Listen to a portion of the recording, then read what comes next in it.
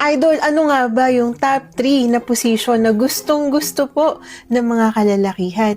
Lalong-lalo na pagdating po sa bembangan. Magandang buhay. Ano nga ba, Idol, yung mga gusto po ng mga lalaki para po sila ay masiyahan at para po sila ay makaramdam po ng langit, Idol? Una po sa listahan, base po ito sa pag-aaral at sa mga kalalakihan kung ano nga ba yung gusto po nila.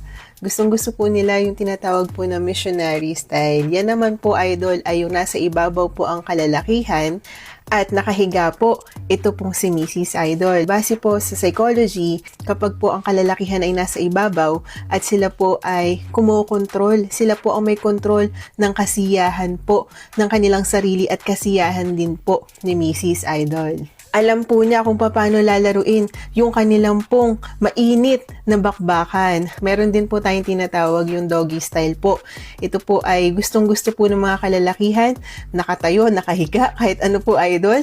Basta yun po ang kagustuhan ng mga kalalakihan. Agree ka ba dito, Idol? Comment down below, Idol, kung totoo man to. Pakiramdam po kasi nila, meron pong may pagka-animal instinct daw po, Idol. Yung pakiramdam mo ay para bang mas lalo kang nasisiyahan at nagiinit. Pangatlo, meron din po tayong tinatawag na cowgirl. Ang cowgirl naman po, Idol, ito naman po yung nasa ibabaw, ang kababaihan. Usually, gusto po ito ng mga kalalakihan dahil ang mga kababaihan ay nag-helicopter po dyan at nanggigigil si Mrs. Kaya lang po, Idol, baka mamaya ay mas mabilis po silang labasan o baka mamaya ay labasan na po si Mrs. Kaya lang po sila po ay mabibitin. Yan lang po yung pagkakaiba niyan, Idol. Baka mamaya si Mrs. ay lagi pong mainit ang ulo dahil po kayo ay natatapos agad. O baka naman mamaya, Idol, ikaw po ay pangmatagalan. Next naman, Idol.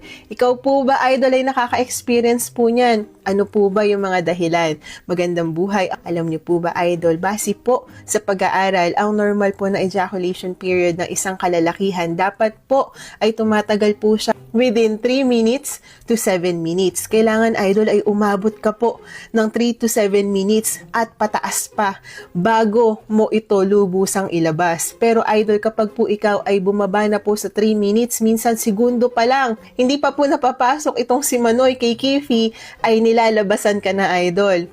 O kaya naman tumatagal ng 2-3 minuto pababa, baka mamaya, Idol, ay may problema na po. Idol, ay naaapektuhan ka na po sa mga babanggitin natin. Baka mamaya ikaw, Idol, ay stress.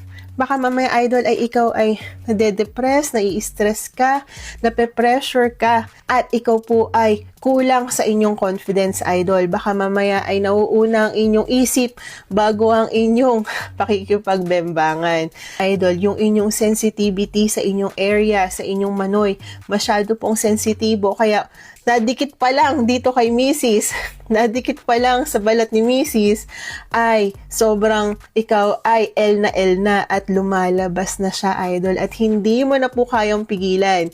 Idol, ano po yung mga dapat po natin gawin? Meron po tayong tinatawag na start and stop method. Ano po yan, Idol? Ang start and stop method, nakakatulong po ito para mas ma-practice po ninyo yung inyong pakikipagbembangan, right timing po na paglabas nitong similya. Eh, di ba, Idol, kayo po ay nasa kalagitnaan ng inyong bembangan, ng inyong bakbakan. Ang gagawin niyo po, Idol, pag naramdaman po ninyo na lalabas na po itong inyong similya, kailangan, Idol, ay hugutin po ninyo. Pagkatapos ay pisilin po ninyo yung pinaka-ulo nitong si Manoy. Pisilin niyo po ng ilang segundo at pagkatapos ng, Idol, ay unti-unti po iyong lalambot. Pagka lumambot, Idol, ay pwede mo na po ulit ipasok. Pag pinasok mo na yan, Idol, ayan, sigurado, Idol, yung prolong na tumatagal, Idol, yung inyong pagkakaroon ng bembangan. Kapag gaganyan, Idol, ay baka mamaya mas mahal na mahal ka ni Mrs. Kailangan po, Idol, ay kumain ng healthy foods, mag-exercise, matulog ng maayos, uminom ng tubig, at kailangan, Idol, ay nakakondisyon ka para mas matagal ang inyong bakbakan. Mabilis ka po bang labasan? Ano po ba yung mga dahilan kung bakit mabilis labasan ang lalaki? Marami pong mga pag-aaral at studies na ginawa, marami pong mga clinical trial na ginawa sa Amerika na nagpapatunay na maaari ka pong exposed sa mga factors po na ito. Ano po itong mga ito? Maaaring stress ka po, maaaring may pinagdadaanan ka, maaaring masyadong magulo ang environment, hindi ka po makakonsentrate, maaaring kulang po kayo ng communication ng inyong partner, at maaari din pong psychological, hirap ka pong kontrolin na lumabas yung inyong semen o yung inyong semilya. So marami pong factors na dapat nating isipin at kailangan po be mindful para po sa mga taong nanonood po ngayon. Kailangan ko lang pong sabihin na ito po ay isang sensitive paksa. Kung ayaw mo po makinig na to, skip ka po at manood ka po ng ibang video. Magandang buhay, ako po si Ate Nix na handang maghatid na impormasyon para po sa inyong kaalaman. Po ba ang normal na ejaculation period na kailangan na nilalabas na po ng lalaki? Usually po, dapat nasa 5 to 7 minutes or 3 to 7 minutes. Yan po yung pinaka-normal. Pero kapag bumaba ka pa dyan or usually mga 3 minutes pababa or 1 minute lang po, hindi pa po napapasok ay lumalabas na siya, maaaring meron ka pong problema sa inyong pagkontrol ng inyong paglabas. So, ano po yung dapat yung gawin? Meron pong tinatawag na stop and start method. So, ano po itong technique na ito na maaaring makatulong po sa inyo at para maging masaya po kayo ng inyong partner at ng inyong asawa. So, kailangan po, ang gagawin po, kapag ongoing po ang inyong intercourse o ang inyong pagtatali, kailangan po, kapag naramdaman nyo na yung rurok na yun na hindi pa dapat ilabas, ang gagawin nyo po ay huhugutin nyo po. Pagkahugot nyo, sasabihin nyo po sa inyong partner na hawakan po niya yung pinakaulo, pindutin niya po ng konti, squeeze niya ng konti ng ilang segundo. Pagkatapos nun, bitaw. Pagkabitaw ay makakaramdam ka po na parang nag-subside ang inyong arousal or nag-subside ang inyong nararamdamang matinding nararamdaman. Kaya po hindi po ito lalabas. Ang gagawin nyo po ay pwede nyo na po ulit ipagpatuloy ang inyong bembang at mas tatagal po ang inyong bembangan. So, yun po yung ibang technique. Maaari ka din pong magsuot ng condom para po mas decrease po yung arousal ng inyong nararamdaman. Mas hindi po kayo mabilis labasan. Maaari din po kayo mag-usap ng inyong partner kung ano po ba yung mga po pwede nyong gawing proseso para po mas tumagal at mas lalong mas engage ang inyong pagtatalik. Kailangan po hindi po kayo stress.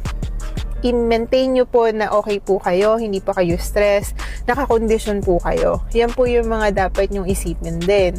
Marami po mga factors na pwede natin gawin. Yan lamang po ay base lamang po sa pag-aaral.